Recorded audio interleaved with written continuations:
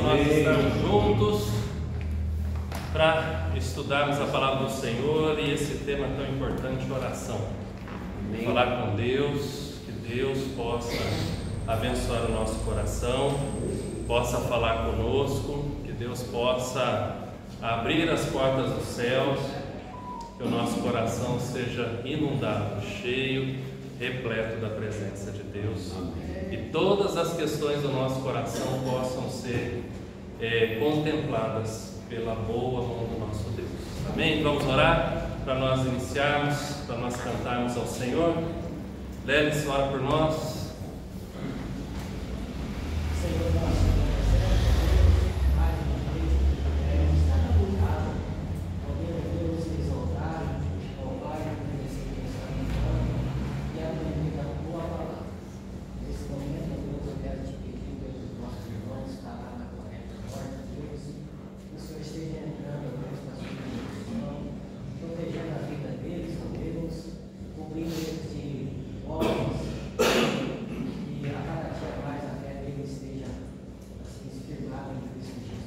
Amém, Jesus. Todas as barreiras, Senhor, que tanto o inimigo como a sociedade coloca em nossa vida, em nome do Senhor Jesus. E nós sabemos que o nome nosso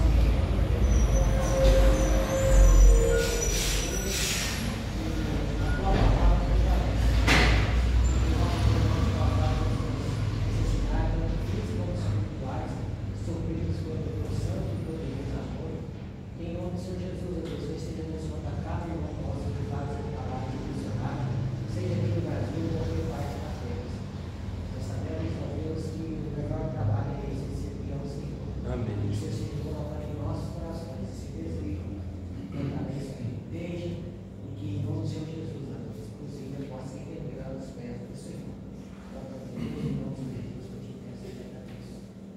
Amém.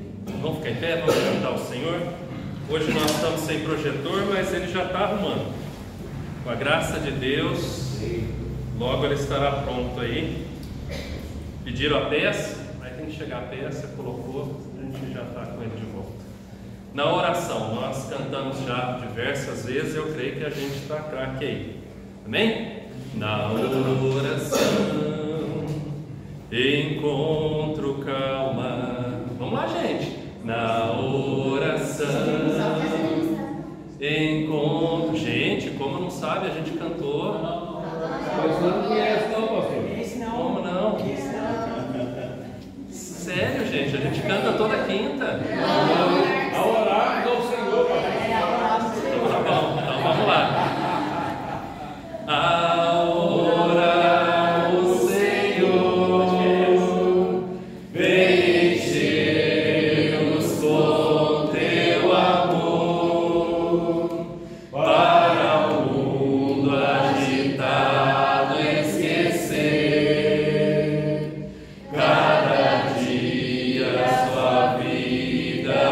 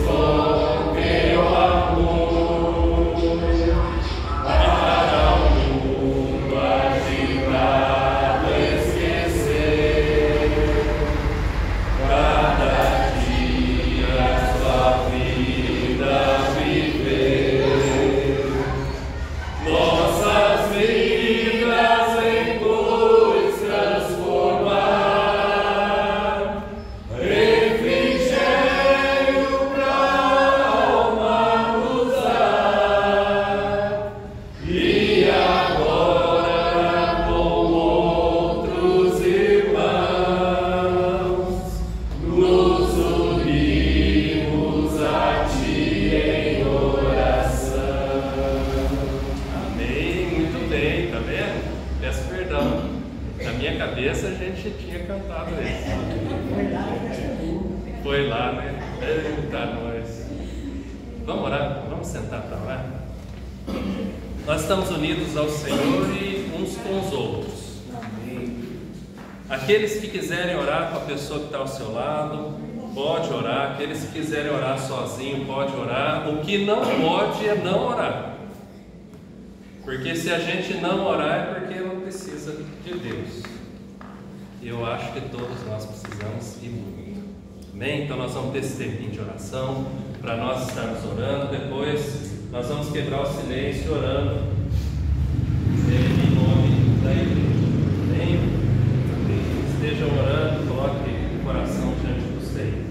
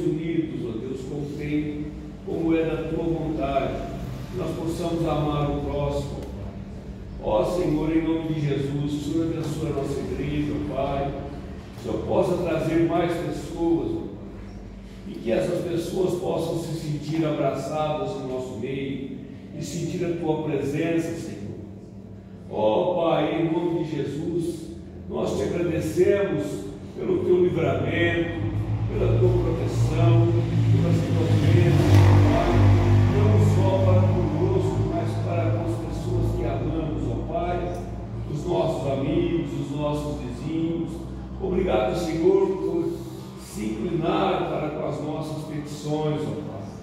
Ó Senhor, em nome de Jesus, obrigado por ser o nosso socorro nos momentos difíceis, ó Pai. E obrigado, acima de tudo, pela tua misericórdia. Obrigado também, ó Deus, pelo amor que o Senhor tem por nós, por ter dado o nosso Filho, Senhor, para morrer por nós. Que nós possamos reconhecer isso, ó Deus, todos os dias da nossa vida. Amém. E não venhamos a nos esquecer do sacrifício grande que Ele fez por nós, por amor de nós. Por isso, Senhor, em nome de Jesus, fortalece-nos, ó Pai, hoje e sempre. Amém. No nome do meu Senhor e Salvador Jesus Cristo, que eu oro e agradeço, hoje e sempre. Amém. Amém. Alguém tem algum cântico em mente? Eu tenho um, mas eu quero ver se alguém tem algum cântico. É lógico que a gente precisa conhecer, né? Para sair. Alguém tem? Alguém quer? 10?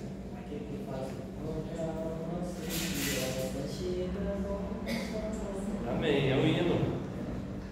Vamos atrás desse hino. 147. Quem tem inário aí, quem tem Bíblia com inário, quem tem celular com inário, quem tem internet.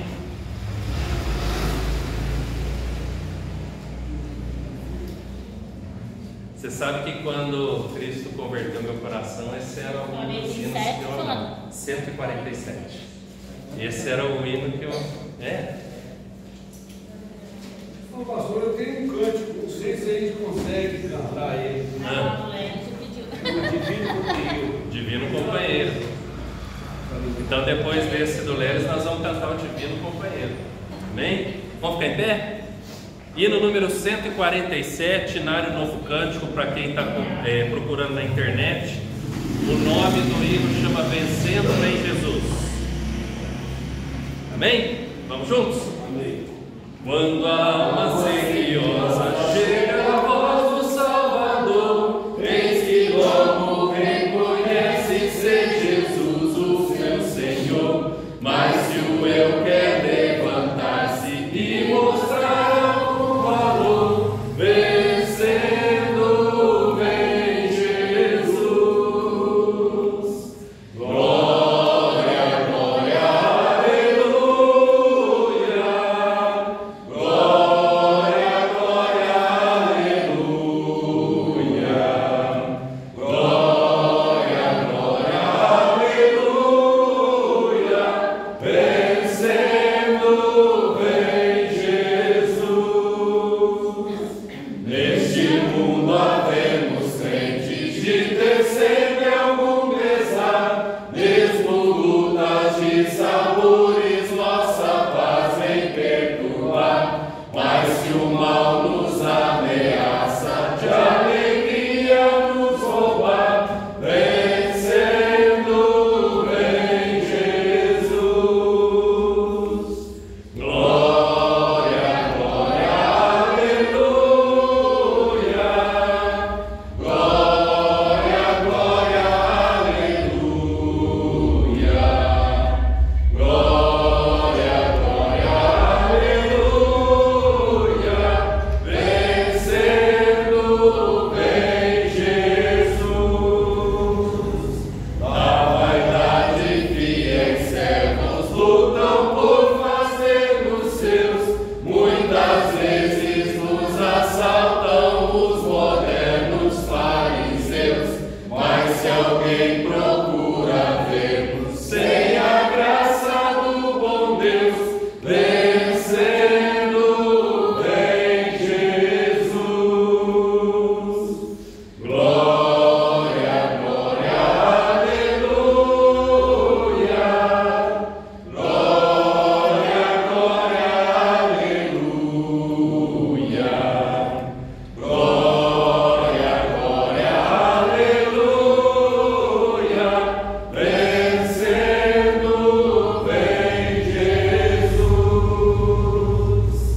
Antes de cantar o Divino Companheiro, que nós possamos ter uma palavra de oração, pedindo a Deus para nos dar vitória diante dessas lutas que nós enfrentamos, lutas pequenas, lutas grandes, todo e qualquer tipo de luta que vem roubar a alegria do nosso coração. Quem pode fazer essa oração?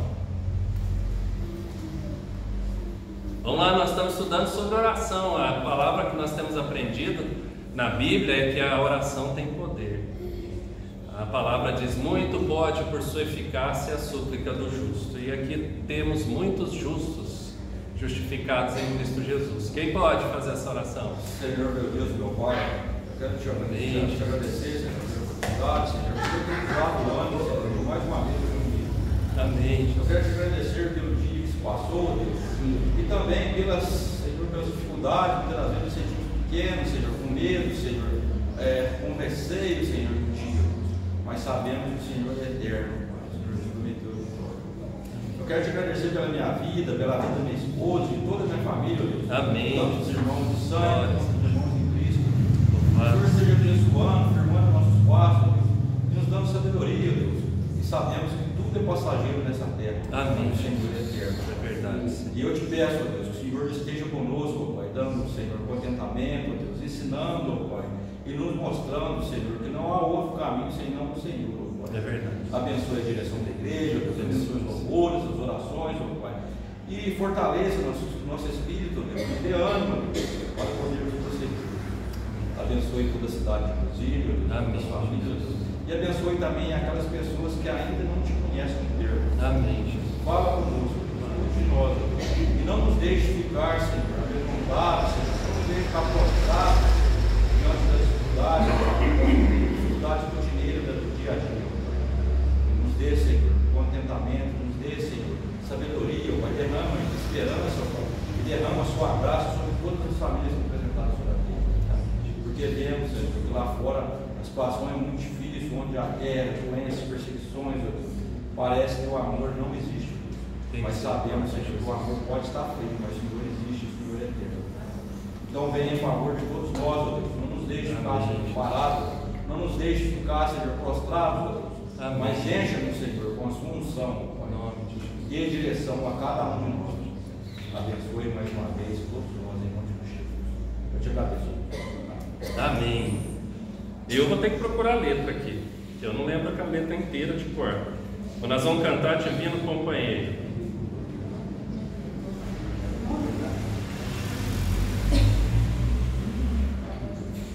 Divino Companheiro não é minha. Eu não tem mesmo, não? Não, esse é cântico. Amém? Vamos lá?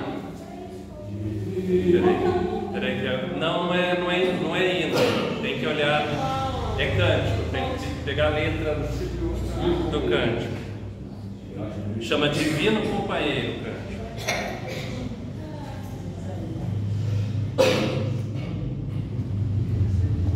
Esse hino, esse cântico, né, ele está embasado lá no caminho de Emaús. Emaús, exatamente, conta a história de Emaús. Lá todo mundo chama Divino Companheiro. Se você colocar lá a letra do cântico Divino Companheiro, você já vai. Amém? Todos acharam?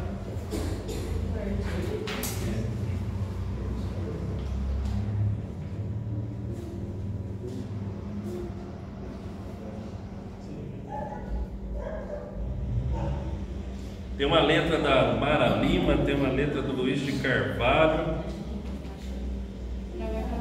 Todo mundo pegou qual? Vamos pegar uma letra só. Mara Lima? Então vamos lá. O Binho vai puxar? 1, 2, 3. Divino companheiro no caminho, sua presença sinto logo a transitar. Já dissipas de toda sombra, já tenho luz, a luz bendita do amor. Filho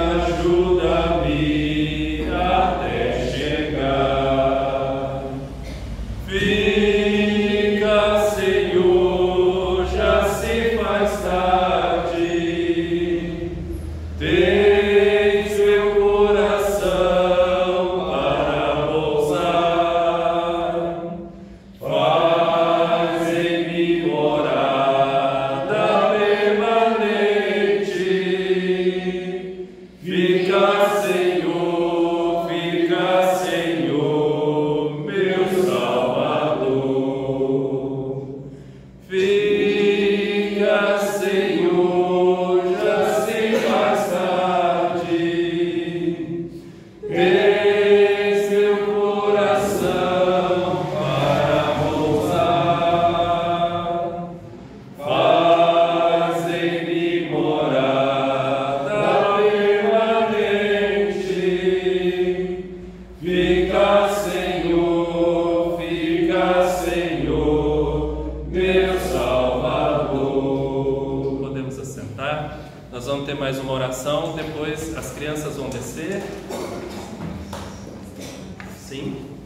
Depois nós vamos orar pelas crianças também. Quero apresentar a Regiane. Deus abençoe. Seja muito bem-vinda. É uma alegria muito grande tê-la conosco. Aqui é sua casa. Sempre esteja à vontade aqui. Na casa do Pai a gente fica sempre seguro. Amém? Então nós vamos orar. Olha que interessante a sequência que os cânticos nos levaram. Nos levaram a sentir seguro nos braços do Pai. Amém. Nos levaram a entender que Deus, Ele cuida de nós em todo o tempo. Nos levaram a entender que falar com Deus, esse privilégio que nós temos de falar com Deus, nós somos ouvidos. Amém. Então nesse momento eu gostaria que nós estivéssemos orando, cada um colocando ainda suas necessidades no altar do Senhor. Alguém quer compartilhar? Porque esse momento, o pedido, nós vamos orar agora, mas aí nós vamos levar para casa, né, no nosso coração, na nossa mente, para a gente estar orando em casa. Então aqueles que tiverem pedidos, que nós possamos colocar diante da igreja. E eu quero iniciar agradecendo toda a igreja pela oração. A Edneia ainda não melhorou 100%, mas graças a Deus está melhorando, né? Foi possível uma consulta com uma pneu, graças a Deus. Entrou mais um tantão de remédio lá, mas começou a fazer efeito. Ela está melhorando. A Júlia começou a melhorar também, né? Quero agradecer. Peço as orações pela dona Lídia também, para que Deus possa continuar. Ela ainda está com a tosse, mas graças a Deus aí não teve febre, mas que Deus possa ministrar tudo. Amém? Alguém quer colocar mais algum pedido diante do Senhor? Pastor, eu queria que eu era uma meditação.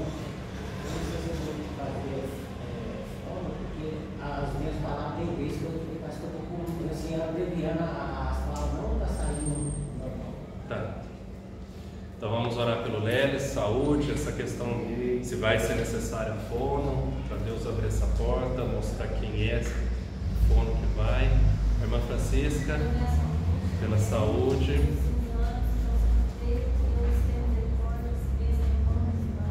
Amém. Deus possa revelar nos exames também. Alguém quer colocar mais algum? Eu também, pastor. Muito bem. Tadinho. Oh, tadinho. Então orar pelo Arthur. Sofia está bem? Sofia está bem, graças a Deus. Está com tosse, mas pelo menos febre não está tendo. Orar pelo Arthur, pela Sofia. Roberta? Com a minha sobrinha e o menino dela. Sobrinha também. Tá. Qual que é o nome dela? Andressa e o Danilo. É a família toda. Sim. Então a Andressa, o Danilo e a família. Se cada um de nós lembrar pelo menos de um, nós vamos levar todos para orar, né, ao longo dos dias também. Amém? Mais algum? Então vamos colocar diante do Senhor. Depois nós vamos chamar as crianças aqui à frente para a gente orar, e eles vão descer e a gente vai dar continuidade. Pai, no nome de Jesus, nós colocamos diante do Senhor cada um desses pedidos, ó Deus. Agradecemos ao Senhor pela vida de Neia, da Júlia, a recuperação que está acontecendo. Nós confiamos no Senhor e elas estão nas Tuas mãos. Que o Senhor complete a cura e abençoe o coração delas, assim como da dona Lídia também. Que o Senhor possa, ó Pai, em nome do Senhor Jesus, estar olhando com misericórdia e graça para a vida do Lelis.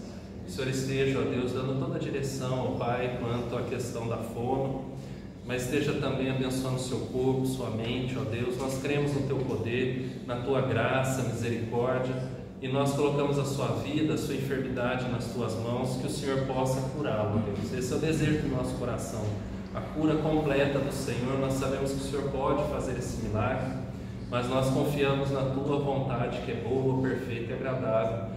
E eu sei, ó Deus, que ele confia no Senhor, então que o Senhor dê descanso ao seu coração, segurança à sua vida, a Joana, aos filhos, que o Senhor esteja os abençoando, ó Deus.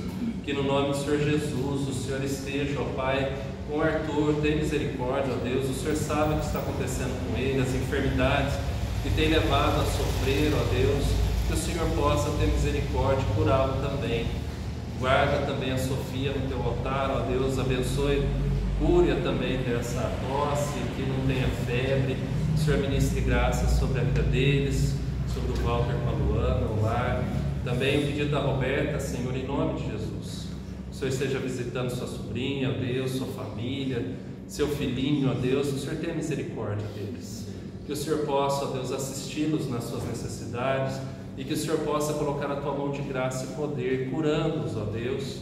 Que o Senhor possa prover todas as coisas que necessitam, ó Deus. Que em nome do Senhor Jesus, o Senhor esteja com a irmã Francisca, ó Pai. Que o Senhor possa trazer luz aos exames que ela tem feito, abrir portas para que os exames aconteçam e que o Senhor possa dar toda sabedoria, inteligência e discernimento aos médicos, para que eles possam, ó Deus, como instrumento nas tuas mãos, ser bênção do Senhor à vida da irmã Francisca. Que o Senhor dê toda a direção a ela, abençoe seu coração, lhe dê a paz do Senhor, ó Deus, e que a tua presença encha o seu lar e que ela possa estar segura no Senhor, ó Deus, em nome do Senhor Jesus. Que o Senhor esteja com cada um dos irmãos e as irmãs que estão aqui, ó Pai, aqueles que têm os seus pedidos lá no fundo do seu coração. Abençoe a irmã Roberta, ó Deus, ministra sua graça sobre sua vida, irmão Alessandro. Que o Senhor esteja com Pedro, Marilda, os filhos, abençoe-os, ó Deus, com a graça, o Bruno, ó Deus, a Natália, as meninas, abençoe-os, ó Deus. Que o Senhor abençoe a Ana Paula, o Marcinho, os meninos. Que a tua bênção, Pai, cubra eles de graça, de poder. A Miriam, ó Deus, o Rubinho, esteja os abençoando, cuidando deles, derramando da tua graça sobre o coração, a mente, o lar. O Senhor esteja abençoando a irmã Fátima, ó Deus, ministra da tua graça ao seu coração e abençoe o seu lar, ó Pai. Que em nome do Senhor Jesus esteja com a Juliana, abençoando sua vida, abençoando sua casa, seus pais, sua família. Que a tua bênção, ó Deus, seja derramada dia após dia e eles possam sempre estar supridos pelo Senhor, ó Deus, neste amor poderoso.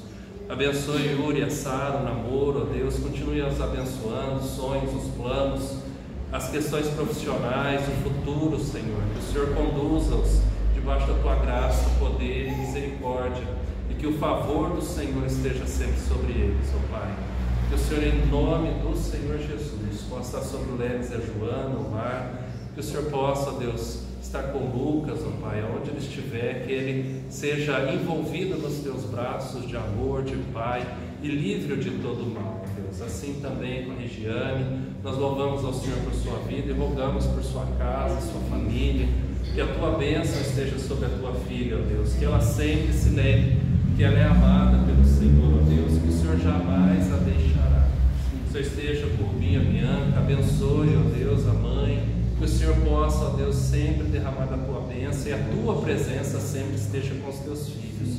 E assim com cada um dos irmãos e as irmãs, ó Deus. Que o Senhor esteja os abençoando, ó Pai. Abençoe-os, aqueles que não puderam estar, que possam, ó Deus, ser alvo da tua graça, da tua fidelidade e amor. Assim nós rogamos, ó Deus, tamanha graça e amor, no nome do Senhor Jesus. Amém e amém. As crianças, então, vou pedir que o Pedro faça essa oração pelas crianças, que Deus abençoe, e por nós que vamos seguir o estudo aqui também. Amém? Pedro vai orar.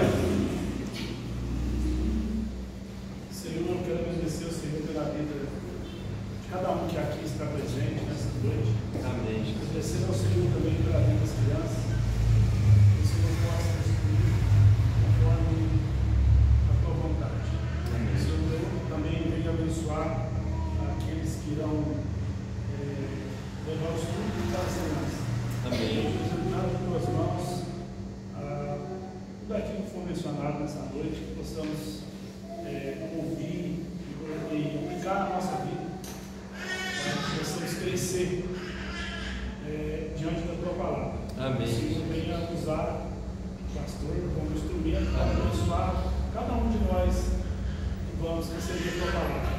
E já também nós te agradecemos pela oportunidade, pelo privilégio de estarmos vivos e de estarmos em tua presença. Te agradecemos em nome de Jesus. Amém. Amém. Deus abençoe. E eu convido a igreja, hoje nós estamos sem projetor, então vamos permanecer com a Bíblia em mãos, o livro, quem tiver. Quem não tiver com o livro aí, possa estar perto de alguém que esteja. Nós paramos na página 67, no meio da página, segundo parágrafo, ou primeiro parágrafo, né? Porque a página começa no meio de um parágrafo, então onde começa os apóstolos dependiam, é página 67. Bem? E aí fique com a Bíblia aí, nós vamos ter alguns textos também para a gente consultar.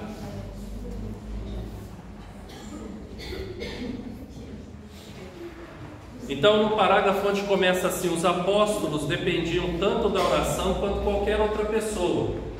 Então, essa afirmação dos autores diz que não há diferença na oração de Jesus, na oração dos apóstolos e na nossa oração. Todos nós necessitamos.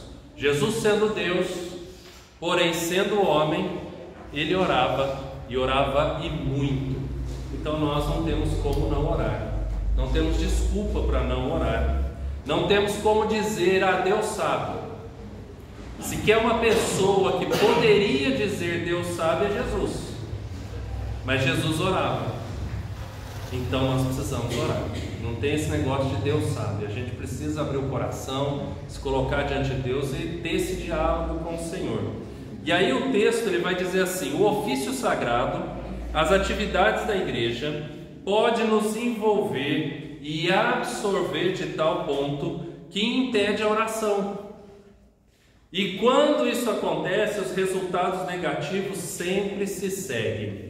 Ele vai tratar daqui até praticamente o final desse capítulo sobre esse perigo que nós vivemos. O perigo, porque existem duas coisas. Se vocês lembrarem da semana passada, nós terminamos falando o seguinte: algumas coisas nos distraem. Quando são coisas lá de fora, é mais fácil da gente perceber. Quando as distrações não tem nada a ver com a palavra, não tem nada a ver com a igreja, é mais fácil. Não tem nada a ver com o sustento da casa, com o relacionamento da família, é mais fácil. Agora o problema é quando as coisas são legítimas e elas vêm atrapalhar a oração. Elas são legítimas. Família é legítima, trabalho é legítimo, igreja é legítima, não é? Os trabalhos na igreja são legítimos. Às vezes a gente tem cargos na igreja, o próprio pastor, legítimo. Mas quando que essas coisas legítimas podem se tornar prejudiciais à oração? Quem quer mencionar aí um exemplo? O autor trabalhou bastante isso aqui daqui até o final desse capítulo.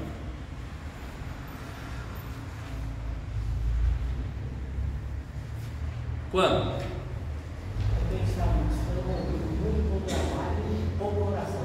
Muito trabalho e pouca oração, isso.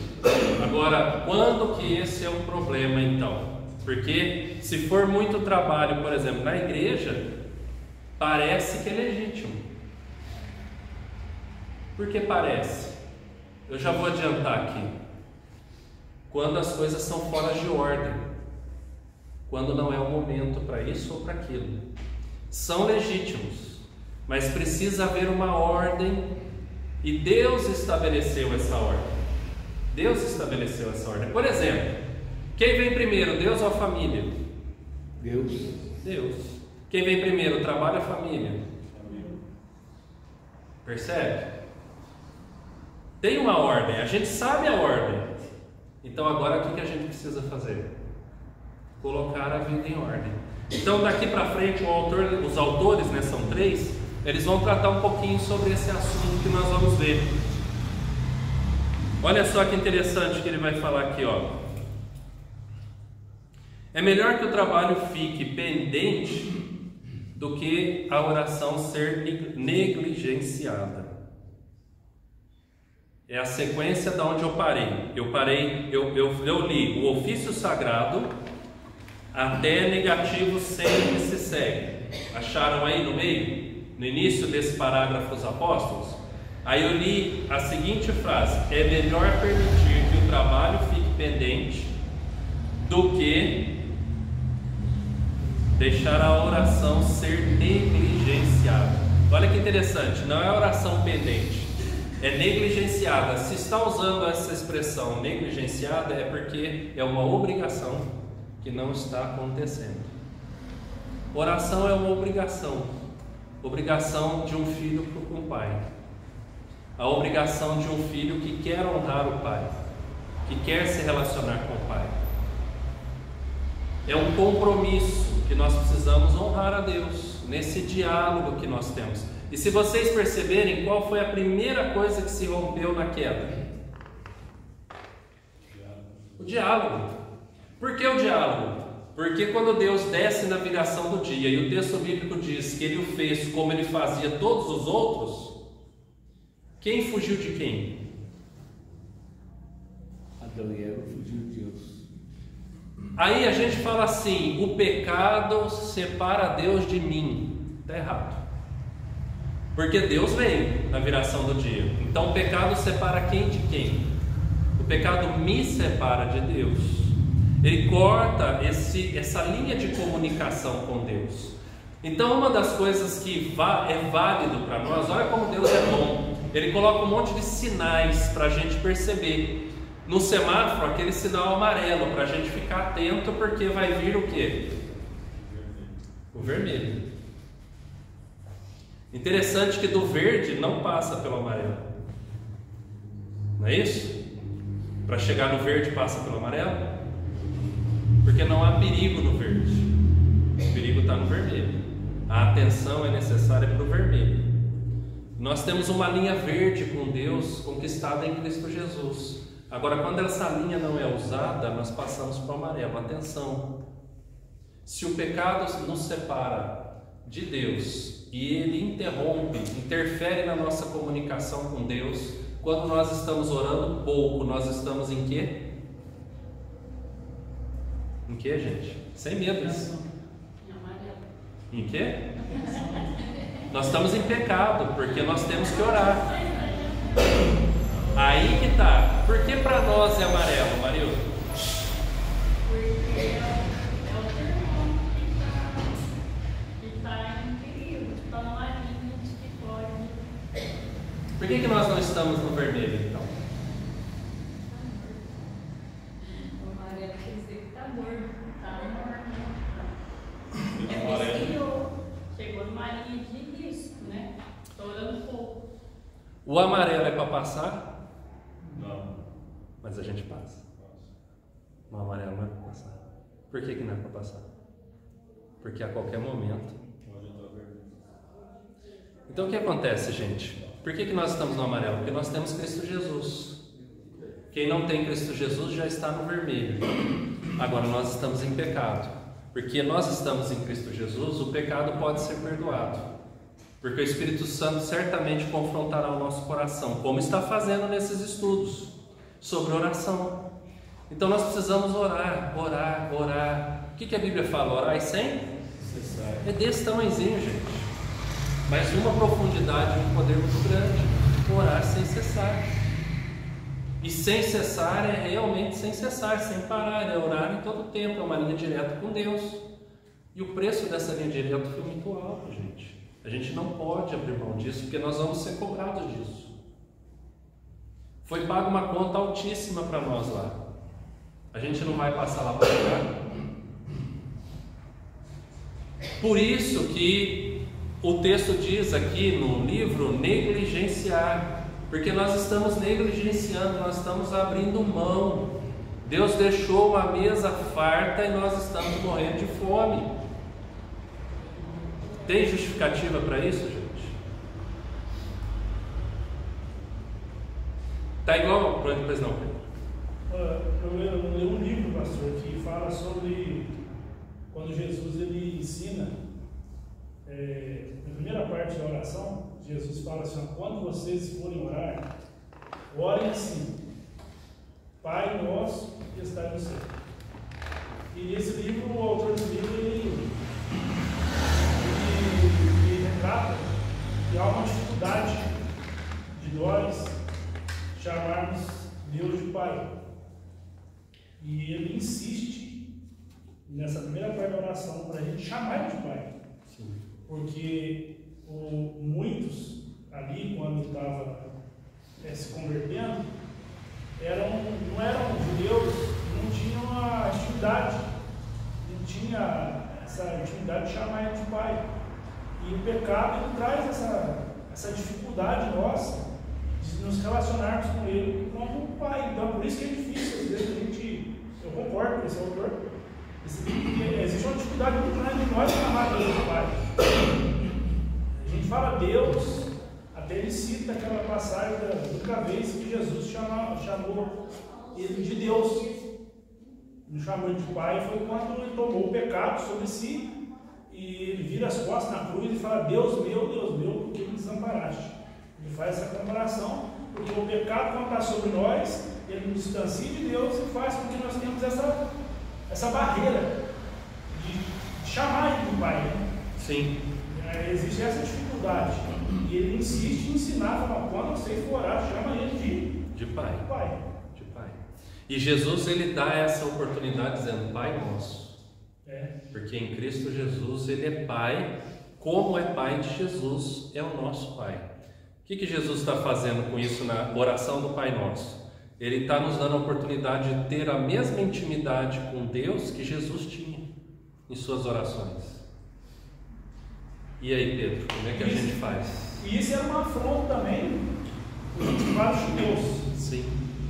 Porque quando nós, gentios, fomos enxertados pela videira e nos tornamos dignos de ter como pai, de sermos filhos, chamados de filhos, isso para eles era meio que, não era um confronto com a religião. Então isso aí também era uma outra dificuldade. Aí ele tem uma comparação, se não me engano, que esse autor faz, de um filho quando é adotado. Sim. O filho, quando é adotado, ele tem uma dificuldade muito grande de chamar o pai biológico, ou melhor dizendo, o pai adotivo, que o pai biológico não tem dificuldade de chamar de pai. Mas quando é adotado, é difícil chamar de pai. Ele vai ter que passar por um processo, isso fica na barreira, que impede. Processo de aceitação de si mesmo, né? E nem é o processo, porque na maioria das vezes não são os pais adotivos que criam essa barreira, é o próprio filho que cria essa barreira. E mesmo sabendo que nós temos o mesmo direito, né? Sim. Sendo adotivo, sim, temos o mesmo direito. Na hora da herança, a dividir as terras, dividir os bens, nós temos o mesmo direito. Mas temos ainda essa dificuldade devido à aceitação nossa. Porque Deus já nos fez tornar feitos filhos. E nós? Será que nós temos entendido que Ele é Pai? Exatamente. E isso influencia a nossa oração. Porque, pegando o exemplo do Pedro, da questão do judeu, o judeu ele tem orgulho de ser filho de Deus. Na verdade, quando ele bate no peito, ele tem orgulho de ser filho de Abraão. Começa por aí.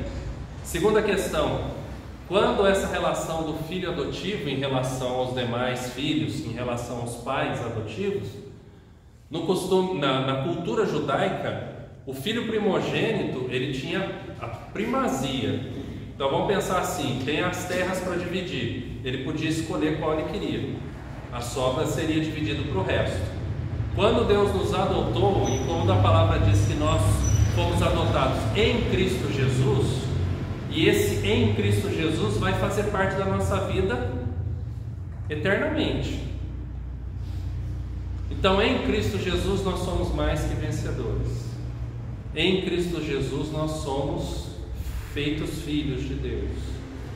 Então é sempre em. Jesus é a videira, nós somos os ramos, nós fomos enxertados nele, nós dependemos dele. Só que o ramo enxertado nele se torna uma videira. O que eu estou querendo dizer? Que no costume judaico, quando Deus nos adotou, Ele nos deu o mesmo direito que o Filho primogênito, Jesus Cristo.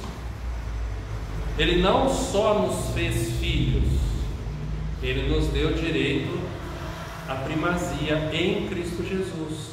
Por isso que Cristo Jesus fala: vão assentar-se comigo à mesa, vão assentar-se comigo no trono, vão estar comigo, e foi o que Ele falou àquele homem na cruz: hoje mesmo estarás comigo no paraíso.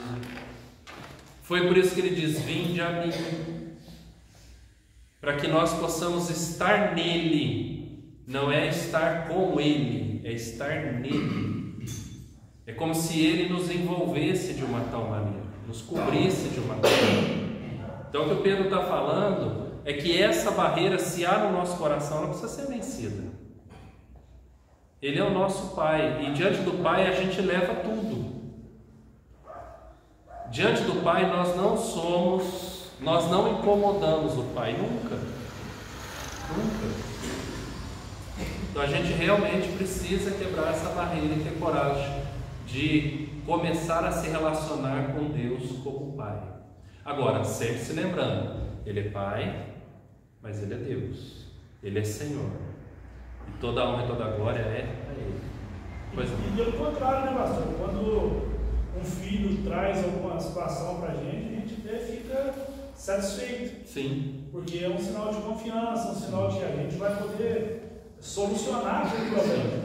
Então, quando nós levamos as nossas questões a Deus, a gente pode tirar como exemplo aquela oração do fariseu e do publicano. Exato. Enquanto um se exaltava pelas suas benfeitorias, pela sua intimidade, ou melhor dizendo, pelas suas obras, o outro que tinha pecado, ele só clamou por misericórdia. Sim. Ele não tinha coragem de levantar. Ele foi por isso.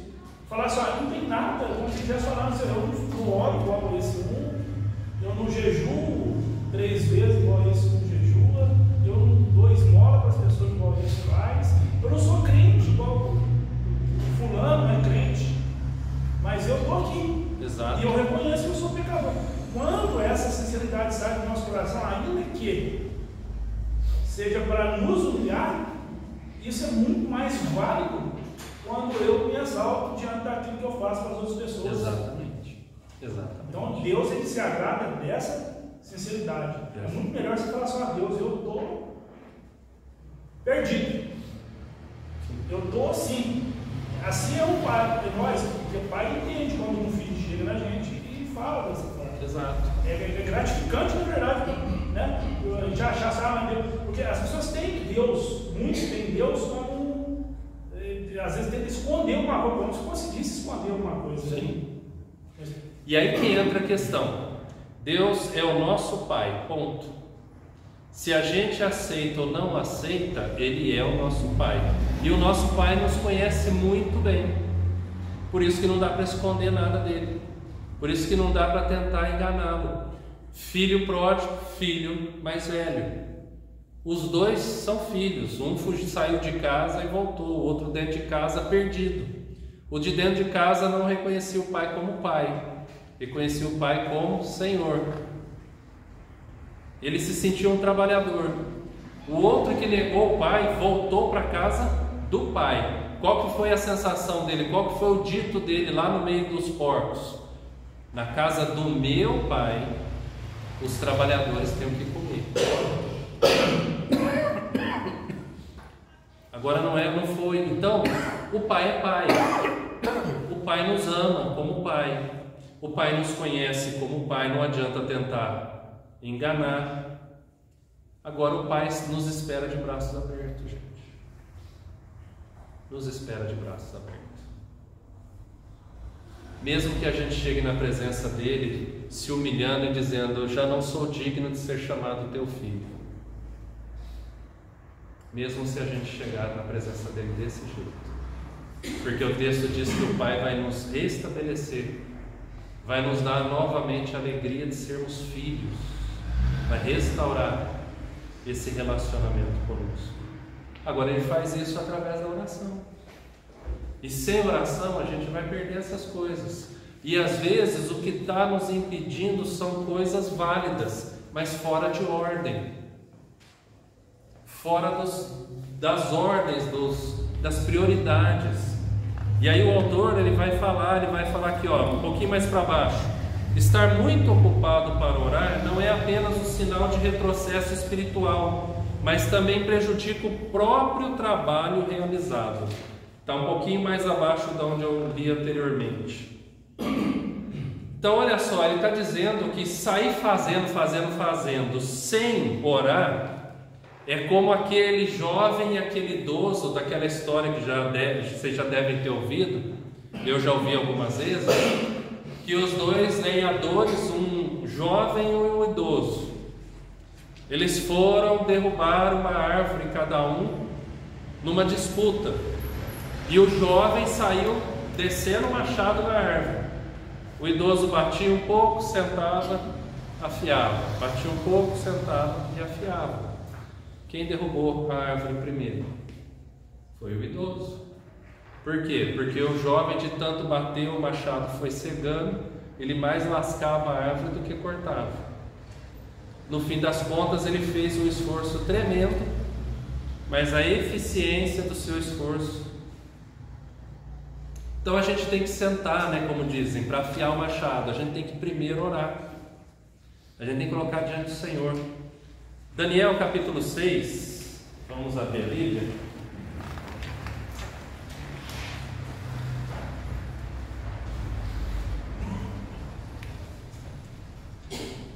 Depois de Ezequiel, Daniel 6.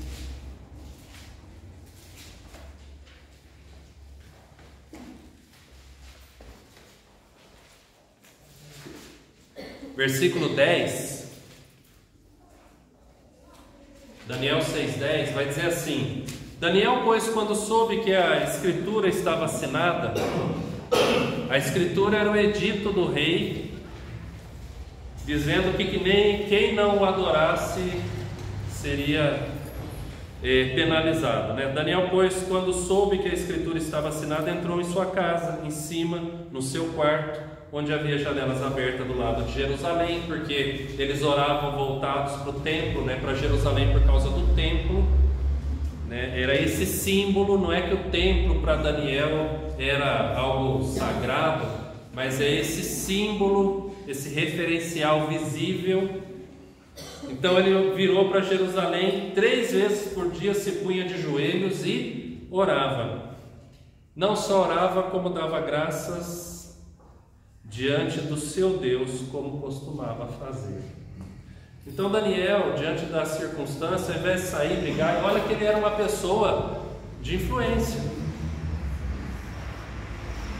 Ele foi orar. Ele podia ter mexido seus pauzinhos políticos.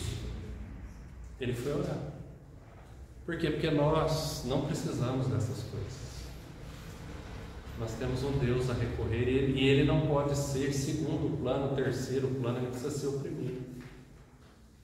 Por isso que a Bíblia diz: quando nós buscamos o reino de Deus em primeiro lugar, as demais coisas serão acrescentadas.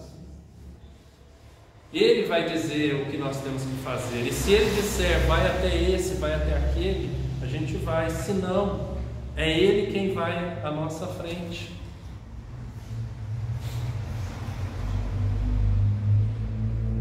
E Daniel era um homem extremamente ocupado, gente.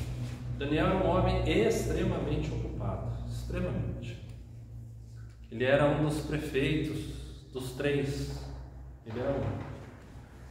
E ele cuidava de uma parte, 1/3 era a responsabilidade dele. Ele prestava conta disso. Ele tinha que viajar para visitar. Ele tinha que dar conta da sua responsabilidade. E ele achava quanto tempo para orar, gente? 3 vezes ao dia. Era costume? Era costume, mas o costume tinha um princípio. Tinha um princípio: orar pela manhã, orar pela tarde, orar pelo início da noite. Era o princípio. Que princípio é esse? Fatiar o dia. Ao invés de orar por um dia inteiro, fatia o dia. Oro pela manhã: Senhor, abençoe o que vai acontecer daqui para frente durante o meu dia. No meio do dia: Senhor, o dia está difícil, o dia está fácil. Obrigado, Senhor, por tudo que está acontecendo. Senhor, socorro eu estou sendo engolido. E à noite, Senhor misericórdia, que dia, hein? Acalma meu coração, senão eu não vou dormir essa noite. Vou ficar agitado, vou sonhar, vou resolver problema no meu sonho. O que vai acontecer comigo de manhã? Estou exausto, eu trabalhei a noite inteira no sonho, aí não descansei. E é lógico que quando a gente trabalha a noite inteira no sonho, nenhum produto surge desse sonho, mas a gente cansa como se tivesse produzido alguma coisa. É um princípio, gente. Agora, nós temos que ter esse nosso princípio com Deus. Se é orar pela manhã, se é orar pela tarde, se é orar pela noite, se é orar 3 vezes ao dia, se é orar uma vez ao dia, se é orar 1 hora por dia, se é orar 10 minutos por dia, o que nós precisamos é orar. Agora, uma certeza nós temos: quando nós começamos a orar, não dá vontade de parar, principalmente quando nós somos tomados pela presença de Deus. Quando a gente está orando e tem certeza que Deus está ali. Porque tem oração que a gente tem certeza que Deus está lá, no seu alto e sublime trono, nos ouvindo. Mas quando a nossa oração alcança a palavra que diz assim: Ele se inclina para nos ouvir quando clamamos, quando nós sentimos ali, a presença de Deus, o respirar dele perto da gente ali. Porque quando a gente está em aflição, a gente se sente miudinho. E aí de repente a gente vê o Deus Todo-Poderoso pertinho de mim. Ah, não dá vontade de parar, não. Aí a gente despeja tudo de uma vez. Senhor, aproveitando que o Senhor está aqui, e vai fazendo a lista toda. Igual às vezes quando a gente aproveita que o povo está no mercado e fala assim: aproveita que você está aí no mercado, aproveita que você está lá em Minas, traz isso, isso, isso. Aproveita que você foi lá em São Paulo, traz isso, isso, isso, isso. Senhor, o Senhor está aqui. Está tudo aí. Tudo aí. A gente não pode ficar sem orar, gente. A gente não pode. A gente pode ficar sem comida, mas sem orar não. Sem orar não. Final. Lá nas as 3 últimas linhas da página 67, onde começa assim: Satanás, bem no cantinho. A última linha, a última linha. Satanás nos desarma com eficácia quando consegue nos manter tão ocupados que deixamos de orar. E aí, gente, eu penso na figura de Satanás num cabo de guerra. Eu não sei quantos aqui brincavam, gostam, mas o cabo de guerra, ele tem uma estratégia. Então no cabo de guerra você puxa com toda a força, e aí você puxa mais ainda, e aí você puxa mais ainda. Agora tem uma estratégia: quando não sai do lugar, você solta, porque a hora que você solta, o lado de lá dá uma afrouxada, aí você puxa de uma vez, porque a pessoa se desarmou. O que eu quero dizer com isso? Satanás, ele joga para os 2 lados, porque o interesse dele é que a gente não fique no centro, porque o centro é Jesus. Se a gente está desse lado ou desse lado, tanto faz para ele. Se a gente está fora da igreja ou dentro da igreja demais, para ele tanto faz. Se nós estamos muito ocupados com as coisas do mundo ou muito ocupados com as coisas da igreja, presta atenção no que eu estou dizendo, para ele está bom do mesmo jeito. Porque enquanto nós estamos ocupados demais, nós não estamos orando, nos relacionando com Deus. Nós estamos ocupados demais. Gente, presta atenção numa coisa. É por isso que eu falo para vocês que Deus nos dá esse sinal, esse sinal amarelo que chama a nossa atenção. Se vocês olharem as famílias que estão desfalecendo, tirando casos de adultério,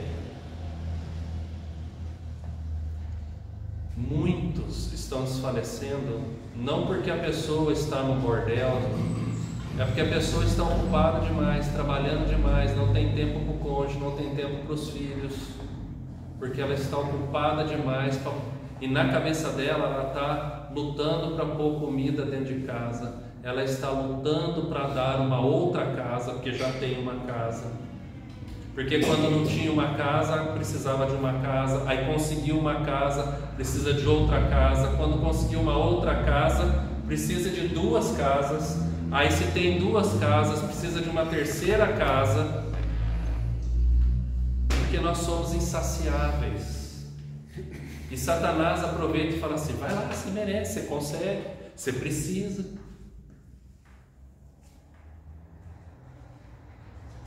A Bíblia fala que nós temos que vestir quantas túnicas? Ela diz que se a gente tem 2, dá uma.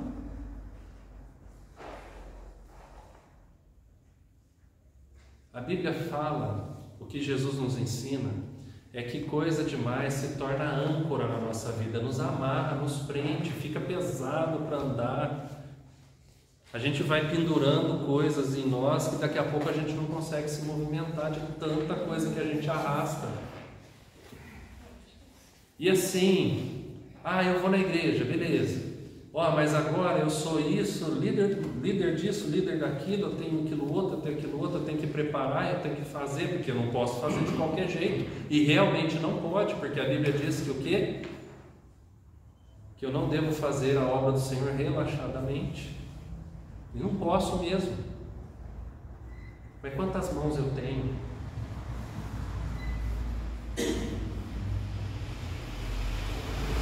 Vocês lembram do caso de Neemias? O povo estava consertando os muros. Olha só a história de Neemias. Cada um estava consertando um muro na frente da sua casa. O muro era da cidade, mas cada um estava fazendo a obra na frente da sua casa. Por quê? Para defender a sua casa. E em defendendo a sua casa, soma-se com todos defendendo a cidade. Se eu defendo a minha casa, vocês, cada um a sua casa, somando nós defendemos quem, gente? A igreja. Agora, enquanto eles trabalhavam na frente da sua casa, esse já é um princípio importante, numa mão eles seguravam o quê? E na outra? Eles trabalhavam. Porque a espada é importante, porque o inimigo está aí. E o símbolo da espada na armadura de Deus é o que? A palavra. Enquanto eu faço, a palavra não sai das minhas mãos, porque o inimigo está aí. E em frente da minha casa, para proteger a minha casa, e aí proteger a cidade. Se cada um de nós entender esse princípio, a igreja vai bem, gente. A gente não precisa priorizar a igreja, porque a igreja já vai ser contemplada em nossa família sendo priorizada. Nós vamos entender a importância da família estar na igreja. Nós vamos entender a importância da família estar aprendendo a palavra. Nós vamos entender a importância de tudo que a gente recebe aqui ser aplicado lá fora, a começar dentro da minha casa e fora da minha casa, com os meus vizinhos, meus amigos e assim por diante.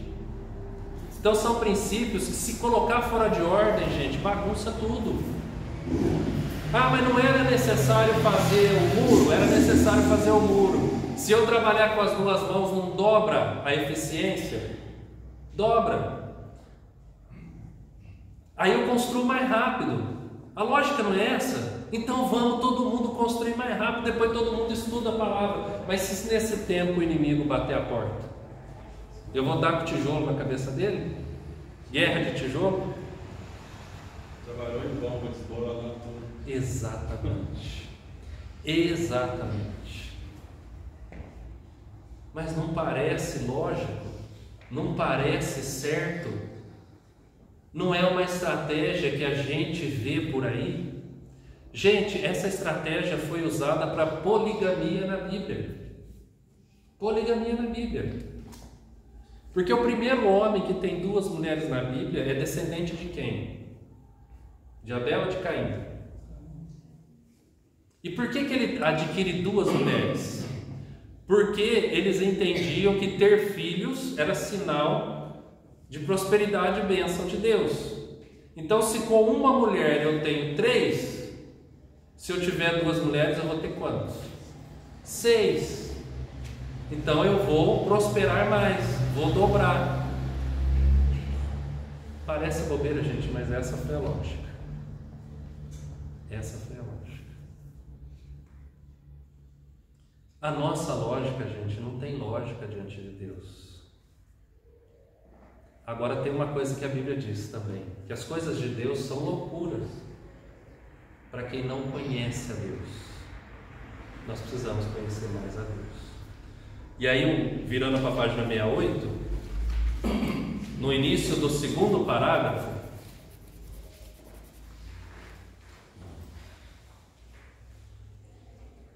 no início do 1º parágrafo, ele vai citar Atos, onde os apóstolos, eles constituem os diáconos, porque eles percebem o seguinte problema na igreja.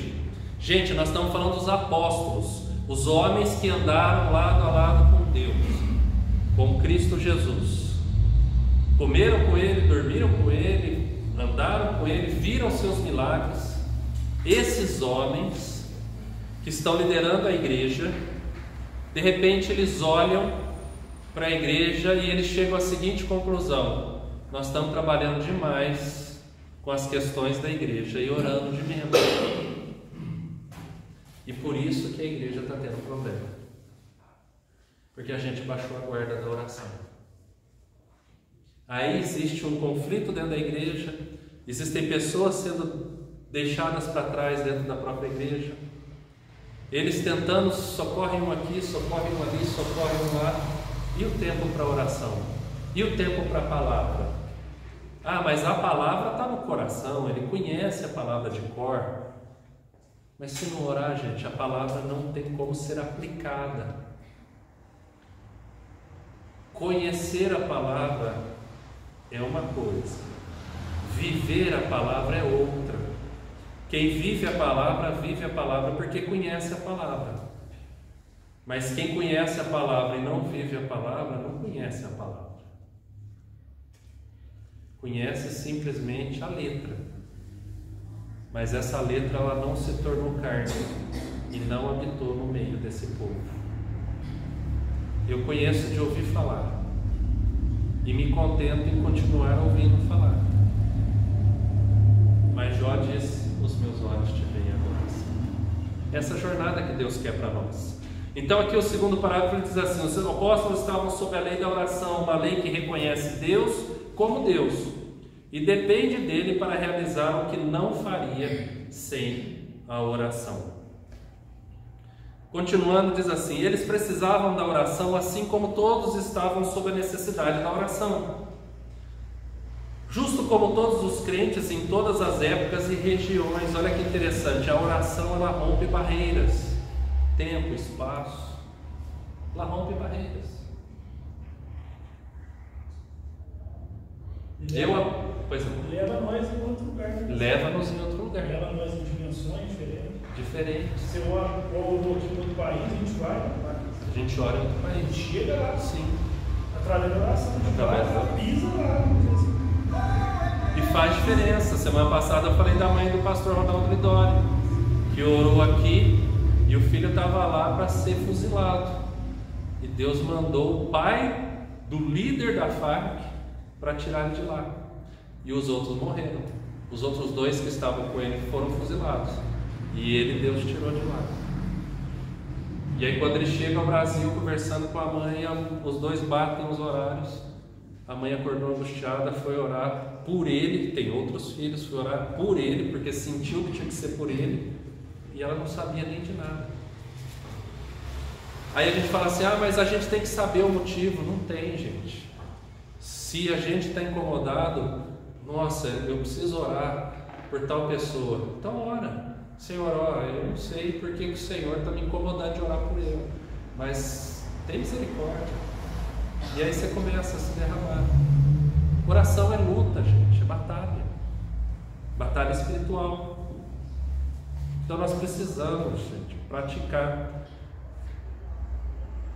O serviço da pregação, olha que afirmação difícil, o serviço da pregação tem pouco valor se não estiver em parceria direta com a atividade da oração. Por isso que Spurgeon tinha embaixo do púlpito uma sala, e as pessoas que visitam o templo lá dizem que tem a sala ainda. Diz que ele batia o pé, porque tinham mulheres embaixo do púlpito orando, numa sala embaixo, literalmente embaixo do púlpito. E disse que quando o trem estava difícil, ele batia o pé mais ainda, dizendo assim, intensifica a oração, porque o negócio aqui está difícil. Ele sempre tinha alguém, ele nunca pregava sem ter alguém ali. E não era uma pessoa, era sempre um grupo orando. Página 69, vai falar de Atos 6:1-8, que é isso que nós estamos falando. Temos o registro de como há muito tempo os apóstolos perceberam que estavam perdendo, ou melhor, haviam perdido o poder apostólico, porque não conseguiam aliviar-se de certos deveres, e assim deveriam dedicar-se mais à oração. E o interessante, vamos abrir o texto, é que usam uma palavra, os autores usam dedicar, mas eu queria olhar no texto, Atos 6,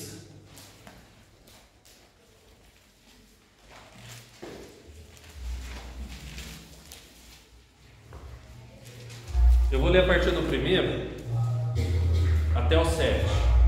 Atos 6, 1.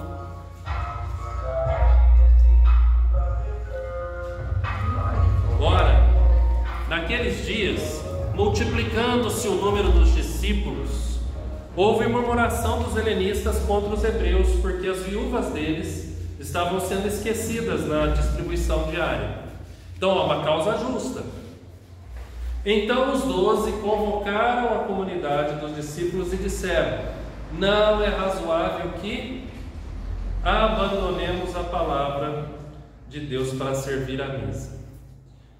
Então, assim, eles não estão dizendo que servir à mesa é menos honroso que a palavra. O que eles estão dizendo é que há uma ordem necessária para que as coisas aconteçam. Primeiro, a palavra.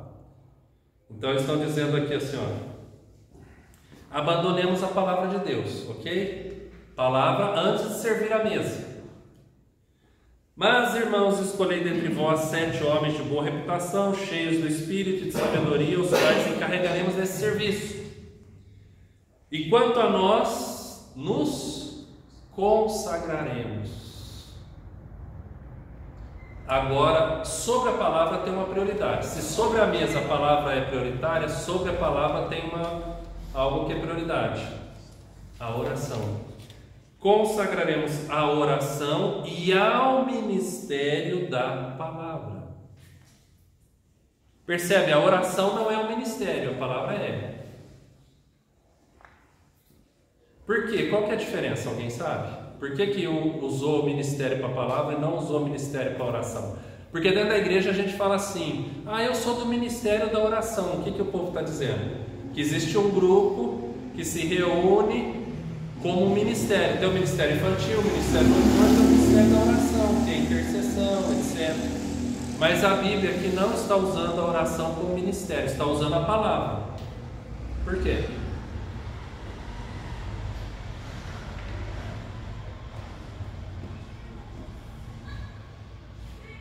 A gente precisa olhar especificamente o contexto. Nós estamos falando dos apóstolos. O que é ministério? O que é ser ministro? O que é ministério? O Léris deu uma empolgada. Não, pastor, se eu for saber se não colocar as palavras certas. Por exemplo, ministério é um lugar que nós ocupamos o senhor como pastor. É um chamado. Deus chamou para que o senhor seja assim, abaixo dele o cabeça da igreja aqui, inclusive. Então, o chamado da palavra aqui está com o senhor. Eu não, assim, eu faço parte do conselho de oração, eu não posso querer me colocar no lugar do senhor se eu não tenho esse chamado. Então, vida do Senhor é para isso. Ministério seria o serviço. É isso que o Lelis falou, então eu vou traduzir agora na forma que a Bíblia apresenta.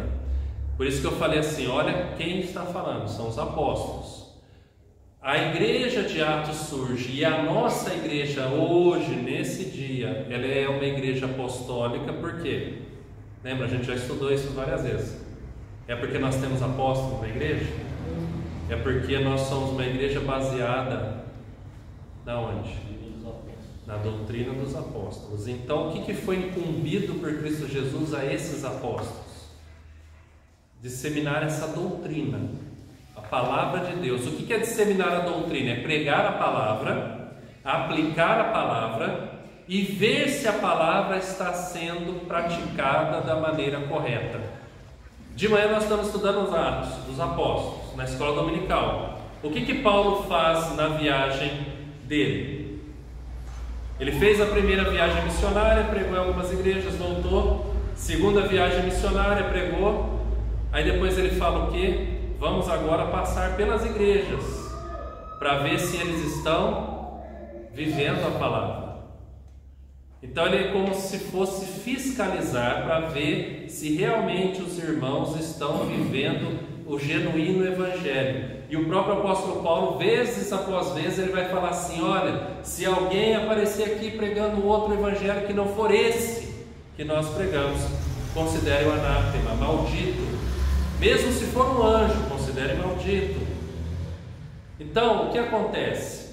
Esse ministério da palavra é essa aplicação que consiste na pregação, no ensino, no acompanhamento, isso é o ensino, e também nessa fiscalização, que seria ver se a igreja, as pessoas estão vivendo o verdadeiro evangelho. Porque até nisso ele fala assim: ó, surgirão entre vós falsos mestres, falsos profetas, lobos com pele. Então, perceberam? Por isso que é ministério da palavra, é específico nesse caso aos apóstolos, mas a oração é para todos. A oração não é para um e para o outro não. Aí a gente faz isso na igreja. Aí a gente não cria isso na igreja. Aí a gente entende na igreja que uns são mais íntimos de Deus que os outros. Aí a gente começa a não orar para pedir para o outro orar no nosso lugar. Eu estou falando alguma coisa estranha? Vocês já viram isso acontecer? Já. E muito, né? Às 6 horas. Alguém já pediu para vocês orarem assim: ó, vai lá, você está indo no culto, ora lá por mim.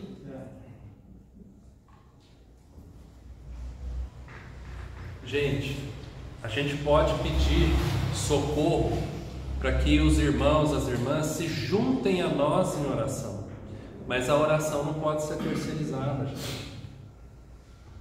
A oração não pode ser terceirizada. E olha só que interessante, a Bíblia diz que o Senhor sonda e conhece o nosso coração. Então, mesmo que eu perca a língua, mesmo que eu perca a fala, eu ainda posso orar.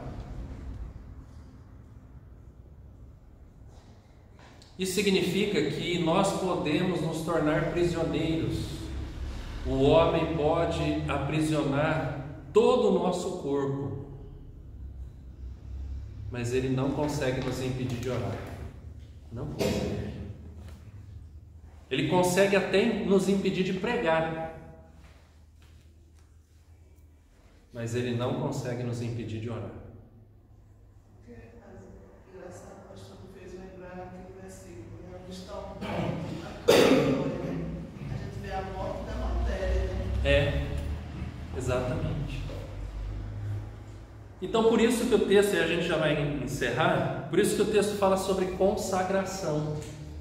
Nos consagraremos à oração e ao. Porque se eu estou consagrado à oração, o ministério vai ser cheio de unção. Eu vou pregar do jeito certo, para a pessoa certa, na hora certa. Porque nós estamos debaixo da direção de Deus, porque oração é direção com Deus. Se o homem tivesse orado, se a mulher tivesse orado, vocês acham que teriam comido do fruto? Eles conheciam a palavra, mas eles não falaram com o dono da palavra. Se a hora que a serpente ofereceu o fruto, a mulher tivesse falado assim: Senhor, é para eu comer? Se a hora que a mulher chegou com o fruto, o homem tivesse falado assim: Senhor, é para eu comer?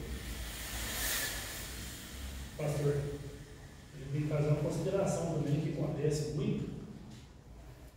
Acontece, eu acredito que quase nós todos. A gente tem quando a gente tem um desejo muito grande em alguma coisa, determinada coisa, seja ela o que for, a gente faz a oração, mas a gente não espera o resultado dela.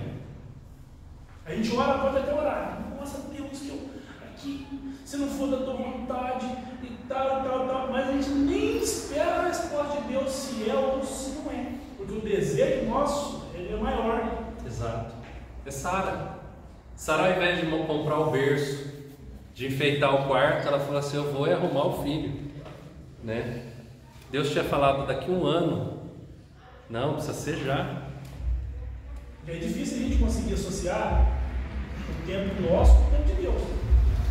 Difícil nós associar, porque nós queremos uma coisa agora e Deus sabe o tempo certo. Exato. Difícil a gente conseguir associar, alinhar o tempo nosso com o tempo de Deus. Exato. É por isso que às vezes a gente não espera a resposta dele. A gente vai embora, vai fazendo. Ah, mas eu orei, você esperou a resposta, né? Exatamente. Porque a oração, ela promove isso no nosso coração quando ela é feita com o Pai, pegando o que o Pedro falou no início. Quando a gente está falando com o Pai, essa oração ela é levada por Deus a ter confiança nele. Ainda não é a hora. Agora, quando a gente não tem essa intimidade com o Pai, a gente joga para Deus e fala assim: agora eu vou dar força para o Senhor. O Senhor não quer me dar, eu mesmo. Agora fala uma coisa, gente. Vocês já viram o filho fazer isso?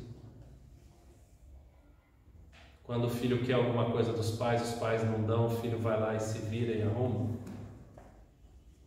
Às vezes é uma coisa pequena. Sempre dá errado. Rebeldia sempre dá ruim. Desobediência sempre dá ruim. Porque é a nossa vontade. A única vontade que é boa, perfeita e agradável é de Deus, não é a nossa. Então aqui ele diz, né? Nós consagraremos a oração e o ministério da palavra.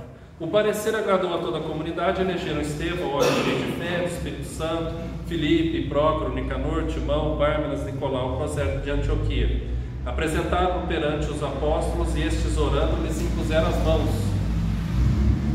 O que vai falar agora? O resultado do que foi certo.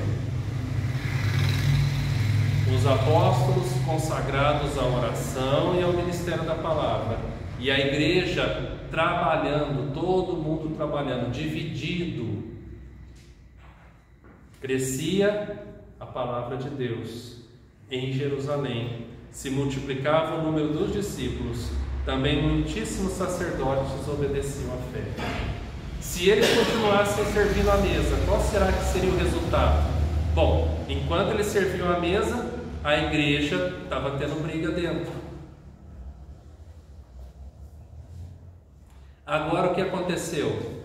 Sai a sobrecarga de uns, que é dividido por mais, quer dizer, não fica pesado para todos, e a gente pode viver bem. E aqui eu queria encerrar com um exemplo de uma igreja lá de Campinas, que não é fácil o que eles decidiram como liderança da igreja, não é fácil. Mas quando a igreja entendeu isso, a igreja começou a crescer, gente, de forma exponencial. Ela começou em um lugar E ela já tem várias igrejas dela em outros lugares, várias, dentro da cidade e em cidades vizinhas. Qual foi a decisão deles?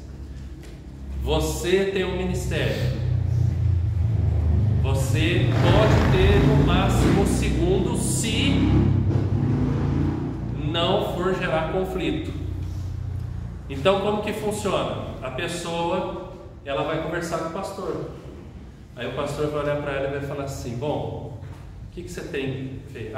Eu estou no ministério de louvor. Mas olha, eu posso ajudar no infantil. Pode ajudar no infantil? Vamos ver. O louvor você tem ensaios assim, assim, assim, infantil assim, assim, assim, mas sua agenda vai ficar cheia. Melhor não, meu filho, melhor não, meu filho. Faz o seguinte, você vai fazer um só. Você está participando de um grupo, uma célula? Participa de uma célula. Vai com a sua família numa célula. Vem com a sua família à igreja e participa desse ministério. Aí dentro do ministério, eles organizaram. Qual o propósito disso? Para não sobrecarregar ninguém. Por quê? Porque a igreja precisa entender que nós não podemos, enquanto nós estivermos confortáveis aqui, tem alguém carregando o nosso peso aqui. Se eu não estou fazendo o que eu fui chamado a fazer, alguém está fazendo no meu lugar, alguém está sobrecarregado. Se eu não estiver fazendo o que eu fui chamado a fazer. E isso a Bíblia trata de uma maneira tão séria que ela fala sobre a pessoa que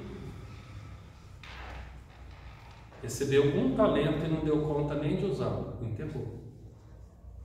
Um talento. O outro que recebeu 5, o outro que recebeu 10, outro que recebeu 5, outro que recebeu 2, né? É isso, gente? É. 2 e 4. Não, 2. Recebeu 2, recebeu 4. O último recebeu um talento. Os outros negociaram e multiplicou. E os que multiplicaram ouviram o quê? Foste fiel no pouco. Agora aquele que recebeu um enterrou. E ele conhecia Deus. Ele descreveu Deus certinho. O Senhor é homem. Sim, assim, assim, assim. E Deus fala para ele assim: e você sabendo que eu sou assim, você ainda enterrou? Então, gente, a gente precisa. E essa igreja entendendo isso, no começo, eu conheci pessoas que ficaram angustiadas, que vieram de outras igrejas, chegar lá e falar assim: gente, não é possível. Olha, tem criança na igreja, não tem ninguém para dar aula para as crianças. Tem só ali uma pessoa, e aí quando ela vai, mas aí nos outros dias as crianças ficam aqui. Hoje tem um ministério infantil trabalhando completo, tem os outros ministérios da igreja trabalhando completo, e ninguém está sobrecarregado. Ninguém está sobrecarregado, porque todo mundo pôs a mão no arado. Foi difícil no começo, um desafio muito grande. Depois que cada um entendeu o seu papel no corpo, a igreja funciona. A família funciona. Porque, gente, pensa numa pessoa que está aqui na igreja. Tem reunião de não sei o que na terça, a pessoa faz parte, ela vem. Tem reunião de não sei o que lá na quarta, a pessoa faz parte. Tem culto, estudo na quinta, a pessoa está aqui. Tem reunião, não sei o que, na sexta, a pessoa está aqui. No sábado tem reunião, a pessoa está no sábado. No domingo tem escola dominical e culto à noite. Aí quando que a pessoa está dentro de casa? Aí o cônjuge vai ver a igreja como inimigo, os filhos vão ver a igreja como inimigo, vão crescer olhando para a igreja dessa maneira e vão falar assim: eu, igreja, quando eu crescer eu vou agora porque meu pai e minha mãe me obrigam, quando eu crescer eu não vou de jeito nenhum, porque a igreja toma tempo, rouba tempo. Olha lá, casamento dos meus pais, olha lá, a igreja não era para ser. Aí a gente sobrecarregado chega aqui, como é que a gente começa a fazer? A gente começa a olhar para os outros e julgar os outros. Olha, eu estou fazendo 10 coisas dentro da igreja e o fulano, a fulana não está fazendo nenhum. A gente começa a ser juiz. Nós não somos chamados para ser juízes. A gente começa a ser acusadores. O papel de acusador é do diabo. Agora, quando eu dobro nos meus joelhos e vou orar e falo assim: Senhor, qual é o meu papel no teu corpo? As coisas vão acontecer. Eu vou fazer com excelência. Aí esses homens dividiram a carga junto dos apóstolos e foram. Se vocês olharem, Paulo vai lá e planta uma igreja, e Paulo fica lá na igreja. Paulo levanta uma liderança na igreja e vai plantar outra. Por quê? Porque o ministério de Paulo é plantar. Mas ele diz que tem outros que vão regar, outros vão cuidar, mas só um pode dar o crescimento, é Deus. E aí, para Deus dar o crescimento, a gente precisa orar. A gente precisa orar. Amém? Passei bastante o tempo. Vamos orar? Feche seus olhos. Senhor, em nome de Jesus, eu quero agradecer por esse tempo precioso com meus irmãos, diante da Tua Palavra, com esse alerta, ó Deus, de que as coisas têm que estar organizadas no nosso coração, onde o Senhor é a prioridade, onde falar com o Senhor é prioridade, onde ouvir o Senhor na Tua Palavra é prioridade, e onde, ó Deus, confiar no Senhor é prioridade, com as mãos estendidas, porque certamente, vivendo a prioridade certa, as demais coisas serão acrescentadas, a janela do céu serão abertas, e a abundância do Senhor estará sobre a nossa vida. E em estando sobre a nossa vida, estará sobre a nossa família. Em estando sobre a nossa vida e nossa família, estará na Tua igreja, a igreja do Senhor. E em estando na Tua igreja, ela alcançará os confins da terra, como o Senhor mesmo ordenou. Que nós possamos, ó Deus, ter uma noite abençoada, considerarmos tudo que nós lemos, ouvimos e aprendemos do Senhor, e que o Senhor nos ajude, ó Deus, a ter uma vida voltada e consagrada ao Senhor, à oração e ao ministério da palavra. Que o Senhor, ó Deus, nos abençoe em nome de Jesus. Amém. Vamos receber a bênção? E agora, Igreja de Cristo, ide na paz do Senhor Jesus, repleta do amor do nosso Deus e Pai, e sempre na comunhão, no poder do Espírito Santo de Deus, hoje, por todos os dias, aqui e até os confins da terra. Amém. Amém. Ah.